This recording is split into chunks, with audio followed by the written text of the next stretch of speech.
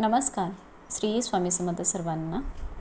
कसे आहात? मस्त मजेत ना? आशा करते सर्वजण मस्त मजेतच असाल आणि आपल्या सर्वांच्या इच्छा मनोकामना पूर्ण होत ही स्वामी महाराजांच्या चरणी प्रार्थना करते आणि आजच्या नवीन व्हिडिओला सुरुवात करते.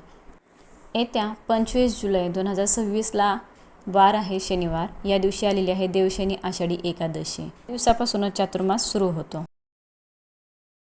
आषाढी एकादशीला खूप महत्त्व दिलं आहे, महत्त्वाचं मानलं जातं. तर बघा, अशा या शुभ दिवसाची आषाढी एकादशीपासून सुरुवात होत असते. म्हणून या प्रभावी दिवशी आपण जर काही उपाय केले तर 100% आपल्या अडचणी दूर होतात. तर मी आजच्या व्हिडिओमध्ये तुम्हाला काही उपाय सांगणार आहे, ते शेवटपर्यंत बघा. व्हिडिओ स्किप करू नका. नवीन असाल तर चॅनलला लगेच सबस्क्राईब करा आणि कमेंटमध्ये रामकृष्ण हरी लिहायला विसरू नका. आषाढी एकादशी हा दिवस मुळातच खूप प्रभावी दिवस आहे. तर काही उपाय करण्यासाठी तुम्हाला एकादशीला सकाळी लवकर उठायचं आहे, ब्रह्ममुहूर्तावरती. दोन्ही हात जोडून तुम्हाला भगवंताचे आभार मानायचे आहेत की त्यांनी आपल्याला हा दिवस दाखवला. यानंतर आपल्याला आंघोळीचं पाणी काढायचं. आंघोळीच्या पाण्यामध्ये थोडीशी हळद घालायची आहे आणि त्या पाण्याने तुम्हाला स्नान करायचं आहे. यानंतर लाल रंगाचे किंवा पिवळ्या रंगाचे कपडे परिधान करायचे आहेत, कारण लाल रंग हा माता लक्ष्मीला आवडीचा आहे आणि पिवळा रंग हा विष्णूंचा आवडता रंग आहे. त्यामुळे या दोनपैकी कुठल्याही रंगाचे कपडे तुम्ही परिधान करू शकता. नंतर आपल्या देवघरातील देवांची पूजा करून घ्यायची आहे. उंबरठ्याला हळदी लेपन करायचं आहे. भगवान विष्णूंची मूर्ती असेल, विठ्ठलाची असेल, बाळकृष्णाची असेल किंवा आपल्या स्वामी महाराजांची मूर्ती असेल तर कोणत्याही रूपाची पूजा तुम्ही या दिवशी करू शकता. त्यांना पिवळी फुलं अर्पण करायची आहेत. तुळशीपत्र अर्पण करा. पिवळ्या रंगाचा नैवेद्य अर्पण करा. धूपदीप अगरबत्ती लावून तुम्हाला वातावरण प्रसन्न करायचं आहे. तर जो काही तुम्ही उपवासाचा नैवेद्य बनवलेला असेल तो तुम्ही नैवेद्य देवांना अर्पण करू शकता, दाखवू शकता. गोडाधोडाचा नैवेद्य दाखवू शकता. यानंतर तुम्ही हा उपाय कधीही करू शकता. जर आपण हा उपाय करण्यापूर्वी भगवान विष्णूंना प्रसन्न करून घेण्यासाठी आपल्याला हा उपाय जो आहे तो करायचा आहे, तर ह्या उपायाचं आपल्याला निश्चितच फळ प्राप्त होते. करायचं आहे आपल्याला सकाळपासून ते संध्याकाळपर्यंत जेव्हा तुम्हाला शक्य होईल तेव्हा तुम्हाला फक्त ही एक वस्तू गायीला खाऊ घालायची आहे. आषाढी एकादशीच्या दिवशी गायीच्या सेवेला अनन्यसाधारण महत्त्व आहे. आपल्या शास्त्रामध्ये असे म्हटले जाते की ज्याच्या घरी गाय त्याच्या घरी विठ्ठलाचे पाय, आणि आषाढी एकादशी ही आपल्या विठ्ठलाला समर्पित आहे. भगवान विष्णू हे विठ्ठलाचेच एक अवतार आहेत आणि म्हणून या दिवशी गायीची सेवा आवर्जून केली जाते.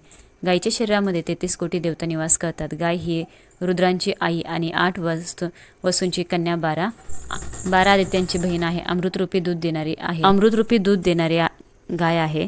ही स्वर्गात जाण्याची जी सीडी आहे आणि गोसेवेने स्वर्ग प्राप्ती होते. गायला देवाच्या वरचे स्थान दिले गेले आहे आणि म्हणून आपल्याला या दिवशी हा उपाय आवर्जून करायचा आहे. जर भरपूर दिवसापासून तुमच्या मनात एखादी इच्छा असेल, मग तुमची इच्छा नोकरी प्राप्तीबद्दल असेल, धनप्राप्तीबद्दल असेल, मुलांची प्रगती होण्याबद्दल असेल, कर्जमुक्ती होण्याबद्दल असेल किंवा इतर शारीरिक मानसिक तुमची इच्छा कोणतीही असेल, ती पूर्ण होण्यासाठी तुम्ही हा उपाय आवर्जून करा. एकादशीला हा उपाय तुम्ही न चुकता करा. या उपायाचं तुम्हाला 100% फळ प्राप्त होईल. उपाय करण्यासाठी तुम्हाला सर्वप्रथम एका वाटीमध्ये थोडंसं कुंकू घ्यायचं आहे. कुंकवामध्ये पाणी टाकायचं आहे आणि त्या कुंकवाचा तुम्हाला गंध तयार करायचा. यानंतर तुम्हाला या कुंकवाने आपल्या घराच्या मुख्य प्रवेशद्वारावरती एक स्वस्तिक काढायचं आहे. त्या स्वस्तिकला हळद कुंकू अक्षदा आवर्जून लावायचे आहेत. धूप दीप अगरबत्ती ओळून घ्यायचे आहेत. यानंतर तुम्हाला 2 ताम्हण घ्यायचे आहेत. जर तुमच्याकडे 2 ताम्हण नसतील तर मग तुम्हाला 2 स्टीलचे भांडे घ्यायचे आहेत, ज्याला आपण ताट म्हणतो, तर ते तुम्हाला घ्यायचं आहे. एक पाट घ्यायचा आहे. पाटावर तुम्हाला एक दिवा प्रज्वलित करायचा आहे. दिवा प्रज्वलित केल्यानंतर त्या पाटावर आपल्याला भगवान विष्णूंची मूर्ती असेल ती ठेवायची आहे किंवा विठ्ठलाची मूर्ती असेल तर ती ठेवायची आहे. दोन्ही नसेल तर बाळकृष्णाची मूर्ती ठेवली तरी सुद्धा चालेल. यानंतर जी ताम्हण किंवा ताट आपण घेतलेलं आहे तर त्यामध्ये तुम्हाला कुंकवाने एक स्वस्तिक काढायचं आणि स्वस्तिकावरती भगवान विष्णूसाठी आणि दुसरे स्वस्तिक हे माता लक्ष्मीसाठी असे तुम्हाला 2 ताटांमध्ये 2 स्वस्तिक काढायचे आहेत. यानंतर त्या स्वस्तिकला मधले 4 बिंदू आणि कडाच्या 2 लाईन द्यायच्या आहेत. तेव्हाच आपलं स्वस्तिक हे पूर्ण होतं. स्वस्तिकला हळद कुंकू अक्षदा अर्पण करायचे आहेत. यानंतर तुम्हाला गुळाचे 2 खडे घ्यायचे आहेत आणि त्या स्वस्तिकला ते 2 गुळाचे खडे जे आहे तर ते ठेवायचे आहेत. प्रत्येक स्वस्तिकवरती एक गुळाचा खडा, अशा पद्धतीने 2 स्वस्तिकवर तुम्हाला 2 गुळाचे खडे ठेवायचे आहेत.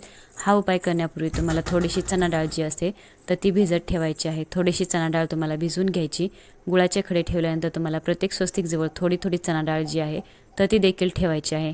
ही चणा डाळ भिजलेलीच असावी अशी डाळ घ्यायची आणि 2 ताटामध्ये थोडी थोडी ही चणा डाळ ठेवायची आहे.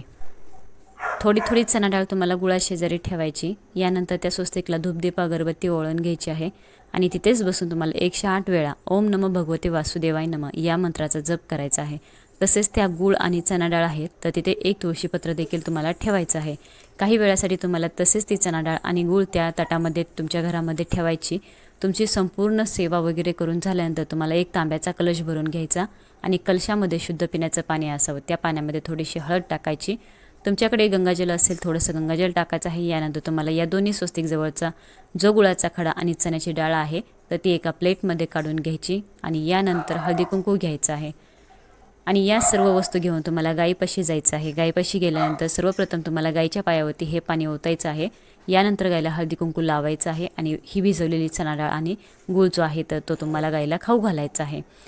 जर तुम्हाला शक्य असेल तर ती तुम्ही चणा डाळ आणि गूळ तुमच्या उजव्या हातामध्ये घ्या आणि तुमच्या हाताने गायीला खाऊ घाला. जर गायीच्या जिभेचा स्पर्श हा तुमच्या हाताला झाला तर असे म्हटले जाते की तिथूनच तुमचे दिवस बदलायला सुरुवात होते. तुमचं आयुष्य बदलून जातं. तुमचं नशीब तुम्हाला साथ द्यायला लागतं. नसेल शक्य तर तुम्ही प्लेटमध्ये ठेवून देखील खाऊ घालू शकता. यानंतर तुम्हाला गायीला स्पर्श करायचा आहे आणि शक्य असेल तर प्रदक्षिणा करायच्या आहेत. प्रदक्षिणा करत असताना ओम नमो भगवते वासुदेवाय नमः या मंत्राचा जप करायचा आहे. तर आपण गायीला प्रदक्षिणा केल्यानंतर आपल्याला पृथ्वी प्रदक्षिणा केल्याचं पुण्यफळ प्राप्त होत असतं. गायीला स्पर्श केल्याने आपल्या घरातील वास्तुदोष हा देखील दूर होतो. आपल्या सर्व इच्छा मनोकामना या देखील पूर्ण होतात. यानंतर तुम्हाला गायीच्या पायाखालची थोडीशी माती उचलून तुमच्या घरात आणायची आहे आणि तुमच्या घरात ठेवायची आहेत. यामुळे तुमच्या घरामध्ये काही दोष असेल, काही नकारात्मक ऊर्जा असेल, पितृदोष असेल किंवा वास्तुदोष असेल तर यासारख्या समस्या ज्या आहेत तर त्या निघून जातात आणि आपलं घर हे पवित्र होतं. तर अशा पद्धतीने तुम्हाला हा छोटासा उपाय आषाढी एकादशीला आवर्जून करायचा आहे. अतिशय प्रभावी उपाय आहे. तुम्ही नक्की करा. या उपायाने तुम्हाला शीघ्र फळ प्राप्त होईल. तसेच एकादशीला तर उद्या आषाढी एकादशीला आपल्याला म्हणजेच रविवारी हा उपाय करायचा आहे. सर्वांनी उपाय करून बघा, अनुभव घ्या. तर आपल्या घरामधला जो काही पितृदोष आहे तो दूर करण्यासाठी हा उपाय अत्यंत प्रभावी आहे. व्हिडिओ शेवटपर्यंत बघितल्याबद्दल सर्वांना धन्यवाद. सर्वांचे मनापासून आभारी आहे. रामकृष्ण हरी. श्री स्वामी समर्थ.